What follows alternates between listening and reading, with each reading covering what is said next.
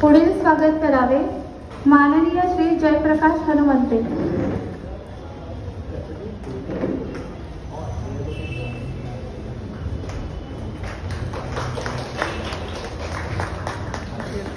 पुढील स्वागत करावे माननीय श्री विजय घाडगे।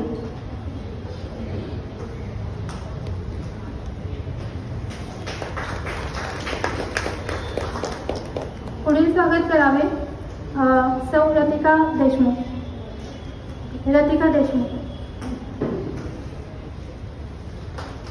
जोरदार टाळ्या वाजल्या पाहिजे, मला टाळ्या सुरू आपल्याला हे सगळेजण आज खूप महत्त्वाची माहिती देणार आहेत, तर एकदा जोरदार टाळ्या होऊन जाऊ देत। त्याबद्दल मी आपले मनापासून आभार व्यक्त करतो। कार्यक्रम व्याख्यान सुरू करण्यापूर्वी महाराष्ट्राचा आराध्य दैवत छत्रपती शिवाजी महाराज, परमपूज्य डॉक्टर बाबासाहेब आंबेडकर, राजमाता जिजाऊ यांना मानाचा मुजरा वंदन।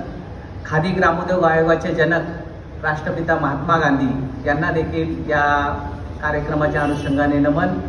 उपस्थित व्यासपीठावरील सर्व माझे सहकारी, संस्थेचे पदाधिकारी, आमचे नेते विलासजी गोरेगावकर आणि उपस्थित महिलांनो, खरं म्हणजे सगळ्यांना मराठी समजते ना की हिंदी में कार्यरत आहे। आतापर्यंत आपण 75 मुलींना नर्सिंग असिस्टंट कोर्समध्ये त्यांना प्रशिक्षण दिलं आहे आणि ह्या सर्व मुली आता वेगवेगळ्या हॉस्पिटलमध्ये त्यांना जॉबही मिळालेला आहे। आता ते जॉब मिळून स्वतः कमवतात आणि स्वतः आपल्या फॅमिलीला हेल्पसुद्धा करतात। तर ह्याच्या पुढे आपण असेच बरेचसे प्रोग्राम घेणार आहोत। या प्रोग्राममध्ये आपण रोजगार योजना, बरेच जे गव्हर्नमेंटचे स्कीम्स आहेत त्याच्याबद्दल माहिती देणार आहोत। कसे सर्वजण वेगवेगळ्या प्रोग्रामची माहिती मिळून तर आपल्या स्वतःसाठी त्याचा उपयोग करू शकतो। तर ह्याची माहिती देण्यासाठीच आज आपण ही तिथे जमलेलो आहे। तर आपले जे मान्यवर आहेत ते आपल्याला अशाच वेगवेगळ्या स्कीमबद्दल सांगणार आहेत आणि याचा फायदा आपण पुरेपूर्ण वापरायचा आहे। आपल्यासाठीच नाही तर आपल्याबरोबर जेवढी पण लोक आहेत, प्लीज हा मेसेज सगळ्यांपर्यंत पोहोचवा, त्यांनाही याच्याबद्दल माहिती द्या आणि जास्तीत जास्त लोक कसे जुळतील ह्याच्यावरती आपलं लक्ष असणार आहे। तर प्लीज व्यवस्थित ऐका आणि या कार्यक्रमाच्या नंतरही जे काय प्रश्न वगैरे असतील तुम्हाला ते प्रश्नांची उत्तरे दिली जातील, तर जास्तीत जास्त माहिती घ्या। थँक्यू। कोर्स यहाँ पे स्किल डेवलपमेंट के दिए जाते हैं।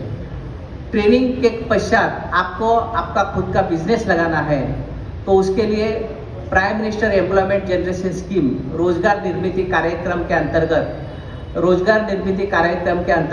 आपको फंडिंग दिया जाता है बैंक के माध्यम से, ताकि आपका बिजनेस शुरू करने में आपको आसानी हो। वो सब प्रक्रिया जो है ऑनलाइन प्रक्रिया है। उसमें से आपको अनेक प्रकार के कागज देने होते हैं और वो कागज देने के पश्चात आपका जो भी प्रक्रिया है ऑनलाइन प्रक्रिया होती है। उसमें कोई अभी फिजिकल ये नहीं है, एप्लीकेशन नहीं देना होता है। तो प्रशिक्षण पश्चात आपका फंडिंग का भी प्रॉब्लम है। खादी ग्रामोद्योगासाठी स्पेशल ज्वेलरी तुमचा चांगला सगळ्यांचा आवडता सब्जेक्ट आहे। ज्वेलरीमध्ये मी बेसिक टू ॲडव्हान्स शिकवते। बेसिकमध्ये आता गणपतीसाठी लागणारे कंठी वगैरे सगळ्या गोष्टी शिकवते।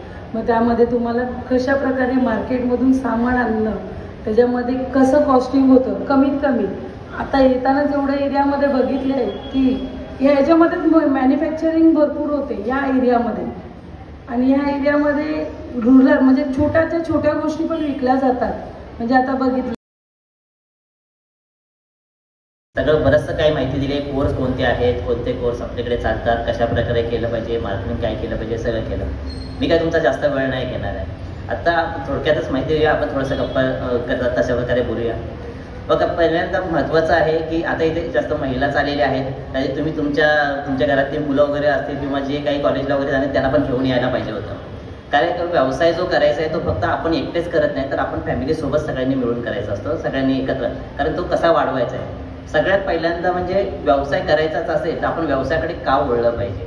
व्यवसाय म्हणजे आपण नोकरी करत असू, चांगल्या प्रकारे नोकरी असेल आपली, घरामध्ये कोणी करत असेल, पण तरी सोबत आपण एखादा व्यवसाय निवडला पाहिजे। तो का निवडला पाहिजे, त्याच्यासोबत आपल्याला त्याच्यातून काय मिळणार आहे। एक महत्त्वाची गोष्ट म्हणजे व्यवसाय निवडल्यावर आपल्याला एक ओळख वेगळी तयार होते।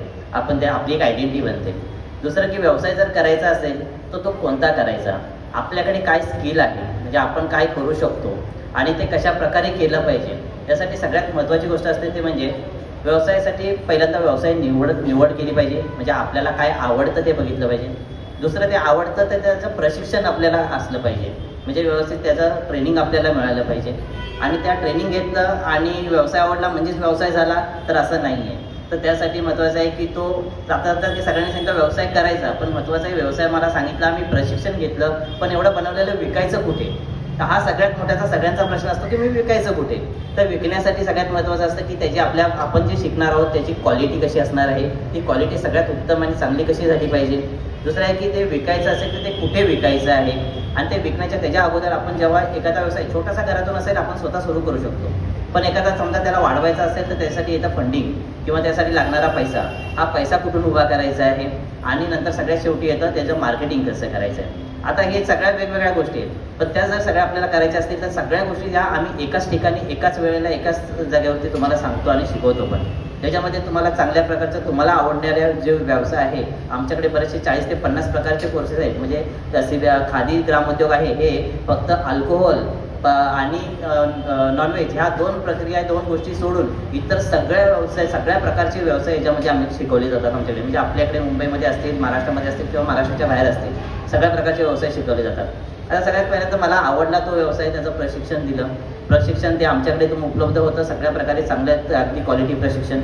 ते झाल्यानंतर त्याच्यानंतर लागणारे त्याचे स्वतः चालू करायचं आहे मला, तर त्यासाठी कोटेशन कसं करायचं, त्यासाठी काय काय मटेरियल लागणार आहे, मस्त तांदळाची भाकरी. संस्थापक छत्रपती शिवाजी महाराज, भारतरत्न विश्वरत्न डॉक्टर बाबासाहेब आंबेडकर, क्रांतीसूर्य बिरसा मुंडा तथा सर्व महामानवांना मी वंदन करतो.